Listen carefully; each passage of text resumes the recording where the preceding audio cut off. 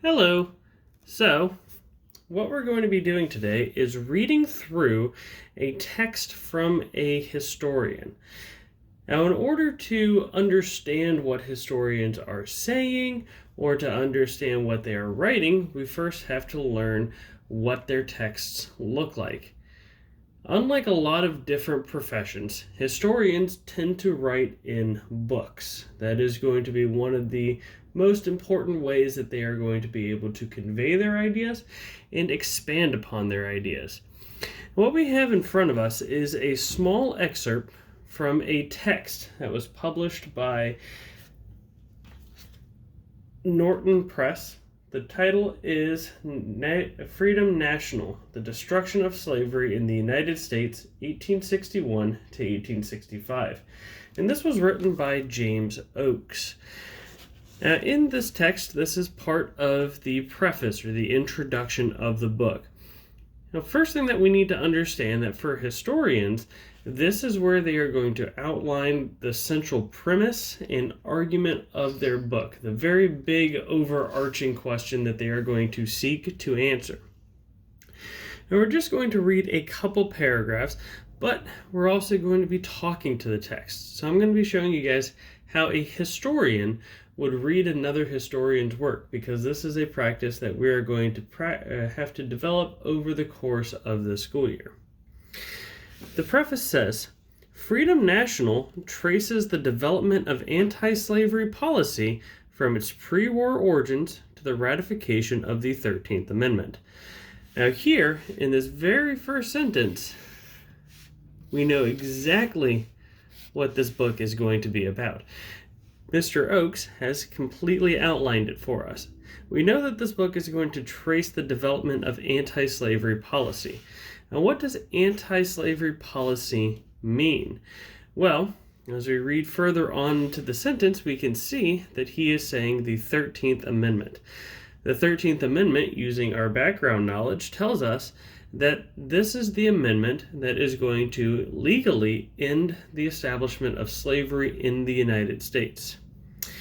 He goes on to state, it builds on the work of countless scholars who have charted the history of the anti-slavery movement, slave resistance, Lincoln's presidency, and emancipation. Now, this whole second sentence right here is entirely about the history of history, or what historians call historiography.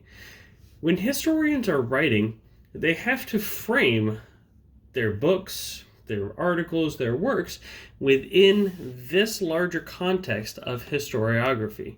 It is basically a conversation that James Oakes is having with historians 10, 20, 30, even 100 years prior to when he is writing.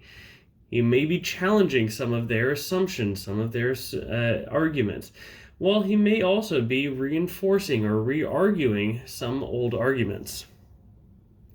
Yet, what is new in this book, so we know that he is going to argue something brand new right here, in this book stems less from any specific disagreements I might have with the work of others than from the implications of the resuscitating the anti-slavery origins of the Civil War.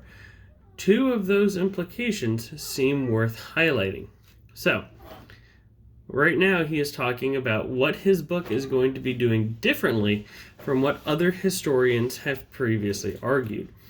Now, he states here that his book stems not from any specific disagreements that he has with the historiography as it already stands. However, what he is going to work with here is different implications from what other historians have written. He states, I might have with the work of others than from the implications of resuscitating the anti-slavery origins of the Civil War. Resuscitating. This word right here is a very important one, because he is not going to merely argue old history as it has already been told, but he is going to expand that argument and he is going to make other arguments.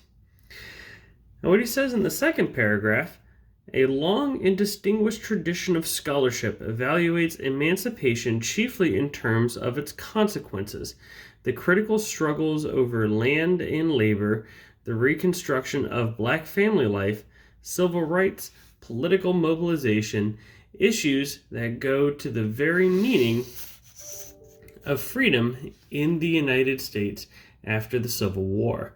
This book focuses instead on the development of anti-slavery policy, on the origins and implementation of abolition rather than the aftermath of slavery.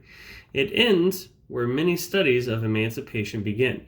So this whole second paragraph is very important to his understanding of what he is writing about. He's saying here in the very first part of this paragraph that this is where most historians have focused. That rather than focusing on the development of abolition ideas and its embrasure by Republicans, they tend to start in the understanding of the aftermath of slavery, rather than trying to understand how these ideas gain traction within one of America's major political parties. Now, that's what he's saying over here, where he's talking about what his book is going to do differently from other studies of history. Now, being able to dissect these different paragraphs and understand what a historian is arguing is very important to everything else that you are going to read in a book. When I was going through the master's program to get my degree in history, this was one of the very first things that we were taught, is that in order to really delve deeply into a book, the very first thing that you should do is read the introduction. The very second thing that you should do is skip to the back of the book and read the conclusion, because this is where the author is going to sum everything up. These are arguably the two most important chapters when reading a history book, the introduction and the conclusion.